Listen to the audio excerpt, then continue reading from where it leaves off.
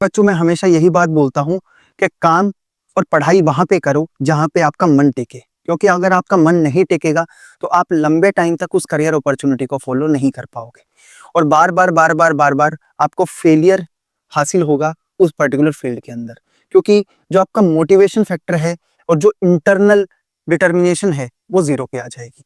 जो आज आप फील्ड चूज कर रहे हो उसी के बेसिस पे आपका कल करियर डिसाइड होगा और उस करियर के अंदर आपको लगभग 40 साल काम करना है। और मोटिवेशनलेस इंसान है ना यार, जिंदा लाश की तरह होता है, वो किसी काम का नहीं होता। तो मैं अब आपको डायरेक्टली यही चीज डिसाइड करने में आपकी हेल्प कर देता हूँ। इंटेंशन बहुत क्लियर है, मैं आपको पहले ही मेंशन कर देता हूँ। I am a teacher, neither I am a motivational speaker NOR I am a businessman. तो एक टीचर को जो बच्चों को समझाना चाहिए, उनको कॉन्शियस डिसीजन लेने में जो हेल्प करनी चाहिए, उसमें ही मैं आपकी हेल्प करने वाला हूँ। तो हुआ ऐसा था कि भाई मैंने दिसंबर 20 से एक रिटन ट्रेनिंग प्रोग्राम चालू किया था। रिटन ट्रेनिंग प्रोग्राम के अंदर मेरी बहुत सारी आशाएं थी, वहां पे मैं सच में अच्छा कर रहा हूँ, मेरी टीम बहुत अच्छा कर रही है। बट समस्या क्या आ रही है? समस्या ये है कि बच्चों का रिटन तो क्वालिफाई हो जाएगा, लेकिन जब तक उनके बेसिक्स ठीक नहीं होंगे तो वो एसएसबी नहीं कर पाएंगे और ना ही लाइफ के बेसिक्स को ठीक कर पाएंगे। अच्छे इंसान भी बनने के ऊपर तो मेरे को शक है, क्योंकि लेजीनेस उनके अंदर आ जाएगी। मैं इंटेंशन बहुत क्लियर रख रहा हूँ अपने अंदर कि क्यों ना रिटर्न तो हो और एक ही अटेम्प्ट में इनका एसएसबी और पर्सनैलिटी के बेसिक्स क्यों ठीक नहीं हो जाए। बहुत ही क्लियर मेरे इंटेंशन था ये। तो इसी के लिए बच्चों के बोलने की बात, क्योंकि मेरे खुद के घर के ऊपर आके आपको पता है कि मैंने एड्रेस शेयर कर दिया, तो लगभग 5 से जो 6 लोकल बच्चे थे वो मेरे घर पे आके बैठ गए कि भैया हम तो यहीं रहेंगे, जो आप खा रहे हो वही खाएंगे, जो आप कर रहे हो वही करेंगे। अब यही सारी रिक्वेस्ट फिर वो बाइसनेस फील होने लग गई और घर के अंदर घर का ही माहौल होता है, तो चाहे घर किसी का भी हो, तो भाई प्रोफेशनली ये चीज करने के लिए जब करना ही है तो ढंग से किया जाए। तो 1 जनवरी को रात को 10 बजे मेरे दिमाग में अचानक से एक पॉइंट आया कि जब करते हैं तो जनरली सबकी हेल्प करते हैं। तो मैंने एक प्लान बनाया, उस प्लान के अनुसार क्या है वो आपको बता दिए देता हूँ। एक 40 डेज का ऑफलाइन ट्रेनिंग प्रोग्राम मैंने बनाया, जो कि 26 फरवरी से इसके रिपोर्टिंग शुरू हो जाएगी, यानी 26 फरवरी को बच्चे मेरे पास आएंगे। इसके बाद में ये ट्रेनिंग प्रोग्राम 8 अप्रैल तक चलेगा, टोटल 40 डेज। यानी 8 अप्रैल को ये बंद हो जाएगा ऑफिशियली। अपने घर पे जा सकते हैं बच्चे, क्योंकि डिफरेंट डिफरेंट लोकेशन से आएंगे तो वो मेरे पास रहेंगे। इसके बाद में वो अपने घर पे जा सकते हैं। अगर वो पास के हैं, पानीपत के आसपास के, तो वो दिल्ली के हैं, चंडीगढ़ के हैं, तो मुझे कोई दिक्कत नहीं है। वो 13 अप्रैल से 12 अप्रैल तक भी मेरे पास रुक सकते हैं, अपना पेपर दो, आराम से आगे वो बढ़ सकते हैं। ठीक है। अब ये जो 40 डेज का ट्रेनिंग प्रोग्राम था, इसके अंदर क्या क्या कार्रवाई है मैं आपको बता देता हूँ। इसके अंदर रियल एग्जाम को हम लोग डुप्लीकेट कर ले मिनिमम 10 बार, क्योंकि एग्जाम के अंदर जो भी आपके ऊपर प्रेशर होगा ना, उसको बार बार रिपीट करके इतना कम कर दिया जाए कि पेपर के अंदर आप वो गलतियां ना करो। पहली चीज। दूसरी चीज ये है कि आपको एक होलसम बैलेंस हम लोगों को मिलकर बनाना है, यानी 27 आवर्स, मतलब 24/7 आपको गाइडेंस अवेलेबल होनी चाहिए। जहां पे मैंने लोकेशन डिसाइड किया पानीपत के अंदर, वहां से मेरा घर 2 किलोमीटर है, लेकिन जब तक बच्चे मेरे साथ रहेंगे मैं अपने घर नहीं आऊंगा, मैं वहां पे ही रहूंगा। अगर जरूरत हुई परमिशन, वहां पे मेंटोर रहेंगे, आधे घंटे के लिए आऊंगा, अपना काम करूंगा वापस जाके, क्योंकि जिम्मेदारी मेरी है। मैं लीडर की तरह अगर एक्ट नहीं करूंगा तो दूसरे भी उस चीज को, जिम्मेदारी को फॉलो नहीं कर पाएंगे। मुद्दा क्या है? मुद्दा बहुत सिंपल है कि अंत में एक चीज मैटर करती है, वो रिजल्ट। मैं कितना महान हूं, आप कितने महान हैं, हमारी शारीरिक क्षमता कितनी है, हमें नॉलेज कितनी है, फर्क नहीं पड़ता अगर वो पेपर के ऊपर वो चीज जाहिर नहीं कर पा रहे, क्योंकि हमारी बहुत सारी चीजें, हमारी बहुत सारी बातें किसी काम की नहीं होंगी अगर वो रिजल्ट के फॉर्म में हमारे पास में नहीं है। तो तीसरी चीज ये भी समझनी है कि यहाँ पे बेसिक एसएसबी कम पर्सनैलिटी का, कि भाई बेसिक आपको पता हो, जब भी आप, अगर आपका एसएसबी कॉल आता है तो इस दर में आपको करना क्या क्या है, वो आपके बेसिक सारे क्लियर हो जाए। पर्सनैलिटी में फिजिकल फिटनेस हो गया, बहुत सारे लोग हैं ना लेजी हो गए घर पे बैठे बैठे, ठीक है, उनका एक ढांचा, अफसर का ढांचा कैसा होता है, उस तरह से अपन लोगों को साथ में मिलकर उसको बनाना है। इंटेंसिव रिवीजन, इतनी बार रिवीजन कर ले, इतनी बार रिवीजन कर ले, अगर मैं रात में 11 बजे भी आपसे पूछूं कि भैया ये पेपर सॉल्व करना है, तो आपके दिमाग में फट क्रैक होना चाहिए कि इस पर्टिकुलर चीज का आंसर क्या है। कैसे आएगा? जब आप इसको सॉल्व करोगे। तो इंटेंसिव रिवीजन भी हम लोगों को करनी है। उसके अलावा फीचर्स की बात करूं, क्या क्या मैं आपको प्रोवाइड कर रहा हूं। देखो, अकोमोडेशन जो है, पानीपत एक ऐसी जगह है जो है कि इंडस्ट्रियल टाउन है, इंडस्ट्रीज है यहाँ पे, ये कोई स्टूडेंट हब तो है नहीं, और क्योंकि इंडस्ट्रीज हैं तो यहाँ पे पीजीज की भी सुविधा उतनी ज्यादा अवेलेबल नहीं है। यहाँ पे लोग ऐसे लोग रहते हैं जो कि इंडस्ट्रियल एक्टिविटीज के अंदर इन्वॉल्व हैं, उनका खुद का घर है, इसी वजह से कंपैरेटिवली पानीपत में जो बाहर से रहने वाले लोग हैं, यहाँ का रेंट ज्यादा बढ़ जाता है। रेंट बढ़ जाता है, रहने के लिए एक सस्ती जगह है बट रेंट ज्यादा बढ़ जाता है, हर आदमी इसको अफोर्ड नहीं कर सकता, पहली चीज। इसलिए मैंने सोचा कि जो लोग दूर दूर से आएंगे, अगर मैं उनको बोलूं कि भैया अपना पहले तो खाना कर लो, रहना कर लो, तो एक 3 BHK फ्लैट का यहाँ पे रेंट है ना लगभग 35,000 के आसपास तक जाता है। मतलब महंगाई है यहाँ पे, ठीक है, रहने के मामले में महंगाई है, बाकी सारी चीजें अच्छी है यहाँ पे। दूसरी चीज क्या है, दूसरी चीज ये है कि फिर उसके बाद में उनका पॉकेट भी होगा, बहुत सारा होगा, और ना चाहते चाहते अगर मैं अपनी ट्यूशन फीस भी ना लूँ ना किसी से, तो महीने का मिनिमम ये मान लीजिए 20,000 से ज्यादा पर इंडिविजुअल का खर्चा यहाँ पे बैठ जाएगा। तो मैंने सोचा कि क्यों ना एक जगह लोगों को अकोमोडेट किया जाए, और अकोमोडेट करने के साथ साथ वो सारी फैसिलिटी उनको दी जाए जो वो खुद ना अवेलेबल कर पाए। साथ ही साथ में उनको 3 टाइम का मील, 3 टाइम का अच्छा खाना, खाने की क्वालिटी कैसी होगी, जो कि एक इंसान खाने के बाद में उसका पेट भरा रहे, खाने का मन करे, क्वालिटी अच्छी, और खाना ऐसा होना चाहिए घर का खाना। क्योंकि अगर खाना अच्छा नहीं होगा तो वो पढ़ेगा कैसे, मन शांत नहीं होगा, दिमाग शांत नहीं होगा, और पढ़ाई में तो दिमाग का ही काम है सारा का सारा।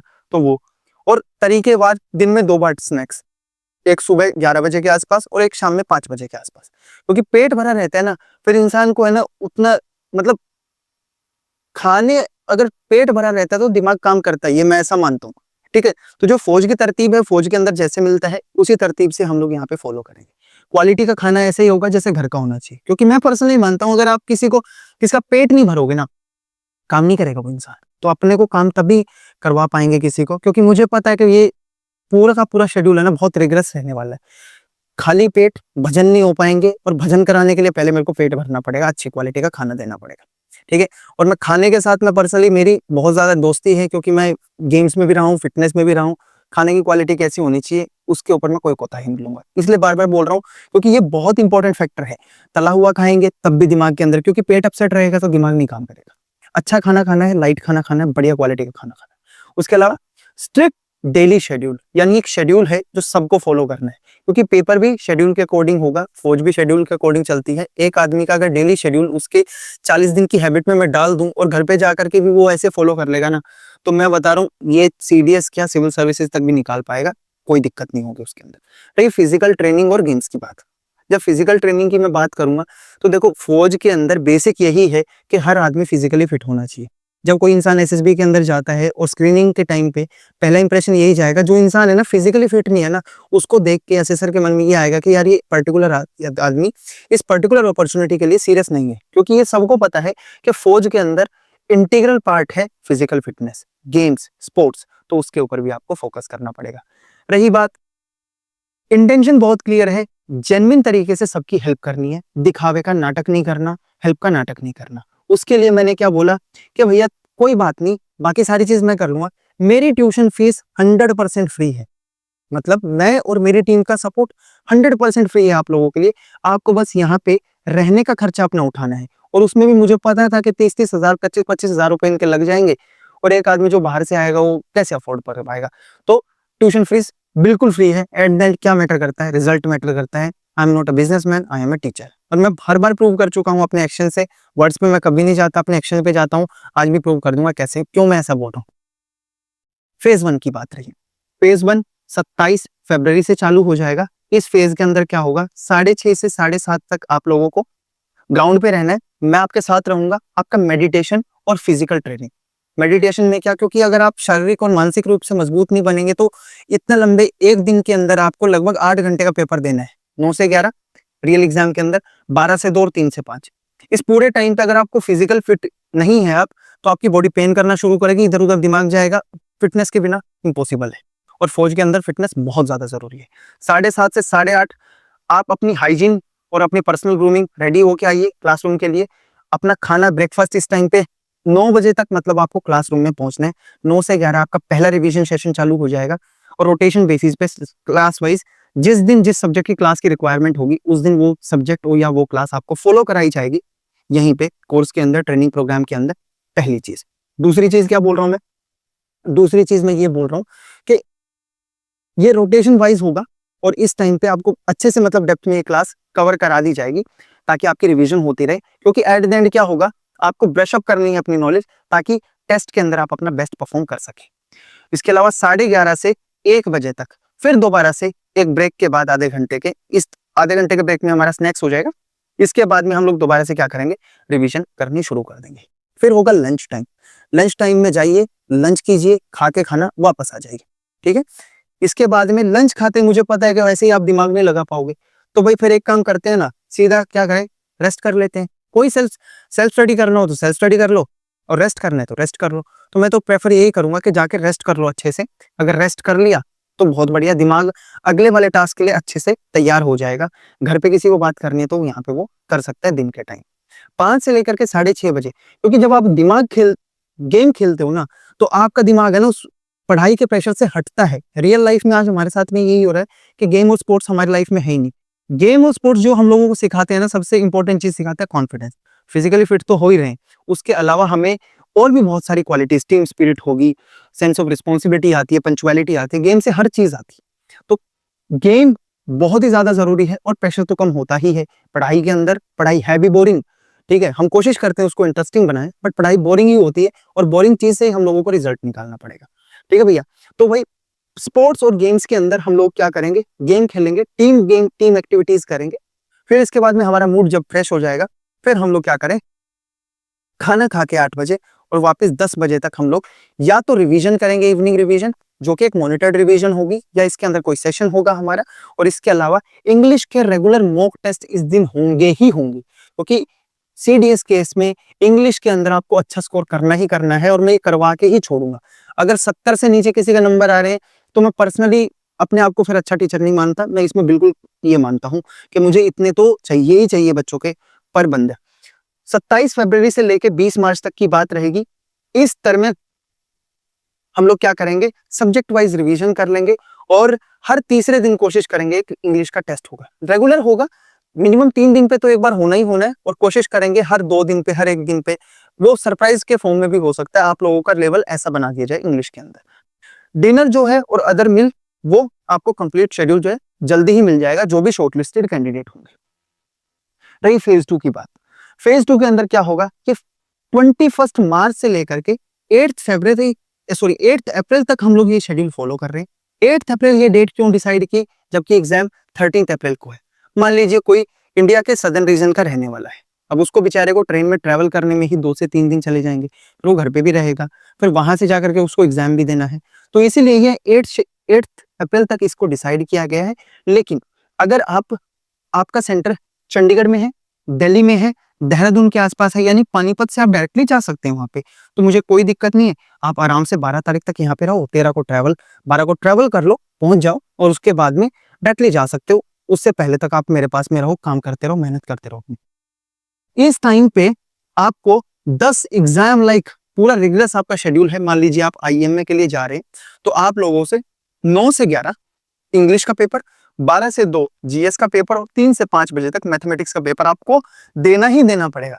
क्योंकि एग्जाम आर के अंदर मैं नहीं चाहता कि आप प्रेशर में कोई गलती करें, क्योंकि सिखा तो मैं आपको दूंगा, लेकिन एट द एंड क्या चीज डिफरेंस डालेगी, वो डालेगी कि जो मैंने आपको सिखाया है, क्या आपने एग्जाम के अंदर उसको अप्लाई किया, मुझे बताओ।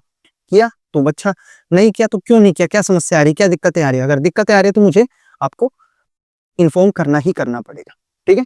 फिर देखो, टेस्ट देने से कोई महान नहीं होता। पहले आप मूर्ख थे, फिर आपका और मूर्ख हो जाएगा, क्योंकि प्रेशर ही बढ़ेगा उससे। आपको अपनी गलतियों को इंप्रूव करना है। इंप्रूव कैसे कर पाओगे, जब आप एनालिसिस करोगे उसका। और एनालिसिस क्या होगा, एनालिसिस मैं आपको करवाऊंगा सामने बैठा के आपके हाथों से, ताकि आपको है ना वो गलतियां खुद समझ में आए। क्योंकि मैं ओएमआर के चक्कर से आपको दे दूंगा ना सिलेक्ट करके, जिंदगी में आपको समझ में नहीं आएगा कि मैं क्या मूर्खता कर रहा हूँ, ठीक है, क्या मैं किस गलती की वजह से मेरा मार्क्स यहाँ पे सेगमेंट में कम आ रहे हैं। तो वो मुझे आपको सिखाना, मेरा जोर लगेगा इसमें 2 घंटे, ओएमआर में लगाने में कितने टाइम लगेगा, एक आदमी लगा करके सारी ओएमआर चेक करा दूंगा, कोई फायदा होगा उससे, नहीं होगा, ठीक है। ओएमआर में के बजाय एनालिसिस में जोर लगता है, और वो एनालिसिस सिखाना है आप लोगों को। क्योंकि सीडीएस के बाद भी जब आप ऑफिसर बन जाओगे, उसके बाद भी आपको बहुत सारे पेपर देंगे। एक बार ये चीज सीख गए ना, तो कोई भी एग्जाम में आप फेल नहीं होंगे। मैंने खुद 24 डिफरेंट एग्जाम क्वालिफाई किए हैं, और विद रिकॉर्ड विद प्रूफ आपको बता सकता हूँ कौन से किए हैं। आपको यहाँ पे जितने लोग आएंगे उनको मैं शो भी कर दूंगा विद मार्कशीट, क्या मेरा स्कोर था, क्या मैंने कद्दू में तीर मारा है, ठीक है। तो एनालिसिस में आपको सिखाना है मुझे। एनालिसिस के बेसिस पे उसके बाद जब आपके एनालिसिस हो जाएंगे तो अगले दिन हमें ये पता रहेगा कि कौन कौन से टॉपिक हमें रिवाइज करने हैं। तो अगले दिन हम उन टॉपिक्स को डेप्थ में रिवाइज कर लेंगे। और यूपीएससी कभी भी क्वेश्चंस रिपीट नहीं करता उतने ज्यादा, वो हमेशा टॉपिक्स रिपीट करता है और हमें ये बार बार यही टॉपिक रिवाइज करने हैं। यानी 80% पेपर आता है इन्हीं 20% टॉपिक से और 20% पेपर आता है इन्हीं 80% टॉपिक से। ठीक है, तो हमें क्या करना है, वो 80% जो सिलेबस है उसको, उसके बजाय जो 20% सिलेबस है उसके ऊपर फोकस करना है। बस इतना ही मैं आपको बताना चाहता था। अब रजिस्ट्रेशन के प्रोसेस क्या है। कल एक ओरिएंटेशन सेशन होगा पेरेंट्स के साथ में। एक ओरिएंटेशन, जितने बच्चों को मैंने शॉर्टलिस्ट किया था, मेरे पास 413 एप्लीकेशंस आई थी, जिसके अंदर लगभग 24 गर्ल्स थी, 24 गर्ल्स, और बाकी बचे हुए बॉयज थे। अभी तक जितने आए हैं उसके अंदर इतने थे, 413 में से लगभग 24 के आसपास गर्ल्स थी। अब मैं आपको बताता हूं, इनमें से मैंने अभी के लिए 70 बच्चों को शॉर्टलिस्ट किया है। ये 70 मेरे पास नहीं आएंगे, इन 70 को भी मैं, इनके मुझे आंसर्स जो गूगल फॉर्म पे मैंने इन लोगों से आंसर्स पूछे थे उनके बेसिस पे मैंने शॉर्टलिस्ट किया है। अब इसमें से भी मुझे पता है बहुत सारे लोग ऐसे होंगे जो कि अपने पेरेंट्स से बात करेंगे। पेरेंट्स को मेरा अगर विचार, मेरा कंसेप्ट, मेरा काम करने का तरीका समझ में आया तो फिर मैं उनको कॉल करूंगा। इनमें से भी आगे एक स्टेज 2 का सिलेक्शन होगा। यानी बस मैं, इंटेंशन मेरा बहुत क्लियर है, यहाँ पे मुझे क्राउड इकट्ठा नहीं करना। It is very easy to acquire the crowd, और या उनको इकट्ठा करना इट इज वेरी इजी, क्योंकि हमारे यहाँ पे तो जब लोग जेसीबी का गड्ढा खूबता है ना, तो वहां पे भी लोग इकट्ठे हो जाते हैं, कोई दिक्कत नहीं उसके अंदर। लेकिन भीड़ से कभी रिजल्ट नहीं आते। जो लोग सच में काबिल हैं उनको मेरी जरूरत है, उनकी पक्का हेल्प करूंगा। ठीक है, तो मैंने 413 में से 24 गर्ल्स को इस बार नहीं ले रहा मैं। रीजन उसका बताता हूँ। मैं चाहता हूँ कि मेरी बहनों को मैं हेल्प करूँ, बट समस्या क्या है, मेरे पास थोड़ी सी रिसोर्सेज की कमी है। मैंने बहुत एडमिनिस्ट्रेशन में काम किया है, खुद भी काम किया है, सैनिक स्कूल तक में काम किया मैंने, बट समस्या क्या है, समस्या ये है कि बैरक बडी कम्युनिटी पहली बार अपना एक कोर्स लॉन्च कर रही है। हम लोग बॉयज के केस में है ना, क्या होता है, बॉयज के केस में स्टाफ रिक्वायर्ड कम होता है, गर्ल्स के केस में मुझे फीमेल स्टाफ की रिक्वायरमेंट ज्यादा होगी। तो उसमें क्या है, एडिशनल एक प्रेशर और आ जाएगा। एक बार ये सिस्टम चलना शुरू हो गया, ये पायलट प्रोजेक्ट है, अगर ये हम लोग सक्सेसफुली इसको कंप्लीट कर पाए फिर मैं गर्ल्स के लिए रिस्क लूंगा। ठीक है, फिर गर्ल्स के बारे में मुझे सोचना है। ठीक है, फिर जब सीडीएस में हम लोग अच्छा कर लेंगे, फिर आशु भैया और सारी टीम को मैं यहाँ पे एक ही जगह पे एक्वायर कर लूंगा, और उसके बाद में हम लोग क्या करेंगे, एनडीए वाले बच्चों के लिए भी ये प्लान शुरू करेंगे। लेकिन पहला पायलट प्रोजेक्ट हमेशा एक छोर से, एक छोटी चीज से शुरुआत करनी चाहिए। छोटी चीज क्या है, पहले सीडीएस में आप लोगों को दिखाते हैं कि काम होता कैसे है। तो 6 तारीख से आपका रजिस्ट्रेशन शुरू हो जाएंगे, 11 तारीख तक आपके रजिस्ट्रेशन चालू हो जाएंगे। अच्छा, जो ये 70 लोगों में से भी, क्योंकि ये सब लोग इतने अच्छे हैं, मैं इनमें से शॉर्टलिस्ट नहीं कर पा रहा किसको रखूं और किसको नहीं रखूं, तो मैंने एक क्राइटेरिया बनाया। अब किस बेसिस पे और कैसे कर सकते हैं कि भाई 6 तारीख को से और 11 तारीख तक, ठीक है, एक काम करते हैं, पेरेंट्स से बात होने के बाद में आप एक काम कीजिए, 6 से 11 तारीख के बीच में जब मेरी वैकेंसीज फुल हो जाएंगी, ठीक है, तो ऑटोमेटिकली ये रजिस्ट्रेशन प्रोसेस बंद हो जाएगा। समझ में आ गया, यानी वैकेंसीज अगर फुल है तो रजिस्ट्रेशन प्रोसेस बंद हो जाएगा।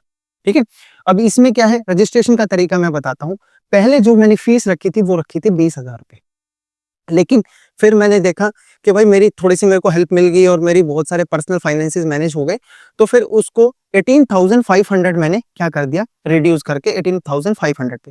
यानी पेरेंट्स तो 20,000 देने के लिए रेडी हैं, लेकिन ट्रांसपेरेंसी ऐसी चीज है ना, आप लोगों को सबको पता है, मैंने टेलीग्राम पे मेंशन भी कर दिया कितना खर्चा कहाँ पे लगेगा, क्योंकि ट्रांसपेरेंसी जो होती है ना, वो फर्स्ट ब्रेक होती है ट्रस्ट की। तो transparency will leads to the trust, और ट्रस्ट कैसे बनेगा, जब मैं ट्रांसपेरेंट रहूंगा। उसके लिए मैंने आपको सारी चीजें बता दी ताकि पेरेंट्स को ये पता रहे कि भाई कहाँ पे हमारे बच्चे का क्या इन्वेस्ट हो रहा है, वो मैंने लिख के बता दी। उसके बाद में भी मैंने देखा कि मैं पर्सनल अपनी साइड से और क्या कर सकता हूँ अच्छा, तो मैंने 18,500 उसकी फीस कर दी।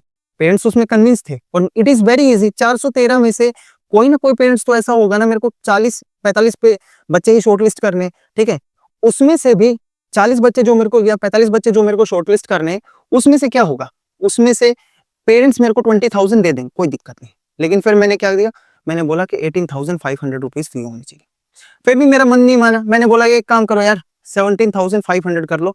लेकिन मेरे कुछ सर्विंग फ्रेंड्स ने मेरी हेल्प करी, लोकल सपोर्ट से मेरे को हेल्प मिली, मेरी बहुत ज्यादा हेल्प होगी। और जब मेरी हेल्प होगी तो मैं आपसे फालतू का पैसा क्यों लूं, तो मैंने सीधा बोला कि 16,500। यानी पेरेंट्स तो मेरे को 20,000 भी देने के लिए रेडी है, लेकिन मुझे कितने चाहिए? मुझे तो 16,500 चाहिए। यानी इतना ही खर्चा लगेगा आपके बच्चों को एक ढंग का एनवायरनमेंट प्रोवाइड करने में। आपको ये भी पता है कि अगर आप घर से बाहर जाते हैं तो आज के टाइम में 100 रुपए में एक टाइम का खाना में पेट भर नहीं सकते आप लोग। हवा भी पैसों की है, पानी भी पैसों का है, 20 रुपए की बोतल लेके हमें पानी पीना पड़ता है। लेकिन फिर भी मैं आपको सारी चीज मैनेज करके दूंगा, अच्छी क्वालिटी दूंगा, क्योंकि मेरे साथ सबसे बड़ी प्रॉब्लम क्या है, जितने बच्चे मेरे को जानते हैं, परफेक्शनिज्म। परफेक्शन का कीड़ा है मेरे को बहुत ज्यादा है।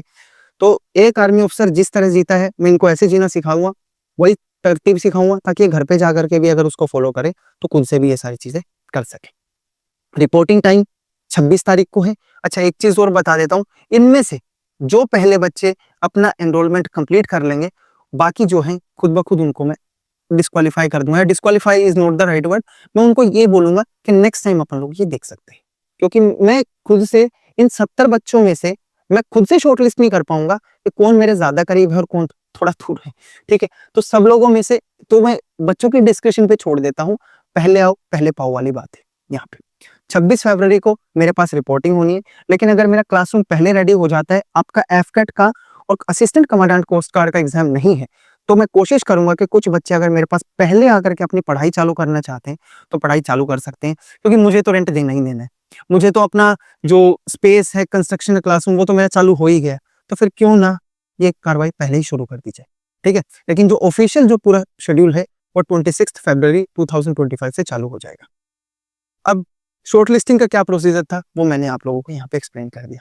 तो अंत में मैं इतना ही बोलूंगा कि इरादा एक होगा और नेक होगा तो कामयाबी पक्का मिलेगी। मैं अपनी तरफ से जोर लगाऊंगा, आप अपनी तरफ से जोर लगाइए। ये मैंने क्यों इतना आप लोगों को बताया इसके अंदर, क्योंकि ये बात तो मैं अपने सिर्फ जो स्टूडेंट को मैं शॉर्टलिस्ट करके लेके आ रहा हूँ उनको ही बता देता, लेकिन रियलिटी ये है कि एक आदमी को कदम लेना पड़ेगा, तब जाकर के इस इंडस्ट्री को सुधारा जा सकता है। इस इंडस्ट्री के अंदर से जो बिजनेसमैन उनको बाहर निकालना है, इस इंडस्ट्री के अंदर जो अच्छे टीचर्स हैं उनको रिकॉग्नाइज करना है, और वो जो स्टूडेंट्स की वेलबींग के बारे में सोचे। ठीक है, पॉकेट जो होती है ना वो तो सेकेंडरी ही होती है। ठीक है, पॉकेट वॉकेट तो अगर काम में दम है, नियत में दम है, तो भगवान पैसा वैसा तो दे ही देता है, भूखा कोई नहीं मर रहा। लेकिन अंत में इतना ही फर्क पड़ता है, इससे ये होगा कि जो बिजनेसमैन बैठे हैं इस पर्टिकुलर फील्ड के अंदर, वो उनका बिजनेस बंद हो जाएगा। ठीक है, अच्छे टीचर्स जो अच्छा काम करना चाहते हैं उनको रिकॉग्निशन मिलना शुरू हो जाएगा।